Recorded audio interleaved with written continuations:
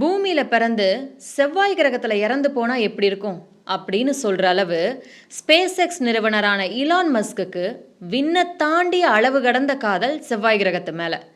பூமியில மரத்தை வளர்க்கணும், சுற்றுச்சூழலை பாதுகாக்கணும் அப்படின்னு சொல்றதெல்லாம் மஸ்குக்கு போர் அடிச்சிருச்சு போல. அவரோட ஆரம்பகால ஆசை என்ன தெரியுமா? செவ்வாய் கிரகத்துல ஒரு ரோஜா செடி வளர்க்கணும் அப்படிங்கிறது. அதோட நிறுத்தியிருந்தா பரவாயில்ல. இன்டர் பிளானட்டரி லைஃப், அதாவது பூமியில இருக்கிறது போலவே வீடுகள் கட்டி சகல வசதிகளோட மனிதர்களை செவ்வாய் கிரகத்துல குடியேற்றணும் அப்படிங்கிறது தான். ஆனா இதெல்லாம் சாத்தியமா அப்படிங்கிற ஒரு கொஸ்டின் வருது. செவ்வாய் கிரகம் பூமியை விட ரொம்ப சின்னது. எவ்வளோ சின்னதுன்னா ஒரு பூமி 6.5 செவ்வாய் கிரகங்களுக்கு சமம்.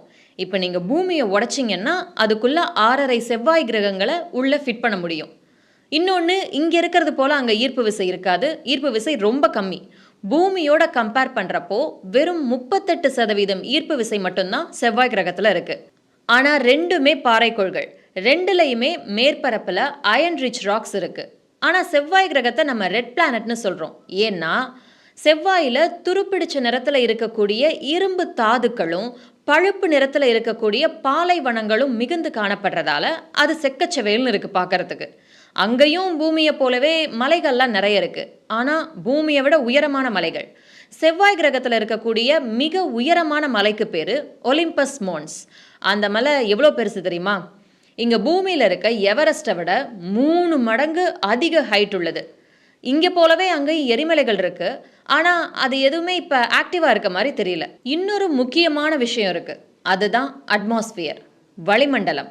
பூமியில் இருக்க காற்றுல 78% நைட்ரஜன், 21% ஆக்சிஜன், மீதி 0.04% கார்பன் டை ஆக்சைடு, அப்புறம் கொஞ்சம் லெவலில் மற்ற வாயுக்கள் இருக்குது.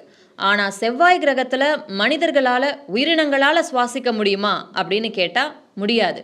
ஏன்னா பூமியில் இருக்கிறதுக்கு அப்படியே ஆப்போசிட். அங்கே கார்பன் டை ஆக்சைடு 96% இருக்குது. ஆக்சிஜன் லெவல் பார்த்திங்கன்னா 0.145% மட்டும்தான். இன்னொன்று, மார்ஷியன் அட்மாஸ்பியர் ரொம்ப தின்னானது. எந்த அளவுக்குன்னா பூமியோட கம்பேர் பண்ணுறப்போ 100 மடங்கு செவ்வாய் கிரகத்தில் அடர்த்தி குறைவு.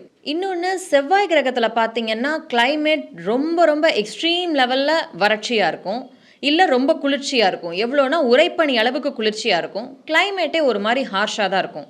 ஆனால் அங்கே உயிரினங்கள் வாழ தேவையான லிக்விட் வாட்டர் ரெசர்வாயர் கண்டுபிடிச்சாங்க. ஸோ இதெல்லாம் தான் செவ்வாய் கிரகத்தில் இருக்கக்கூடிய சாதக பாதகங்கள்.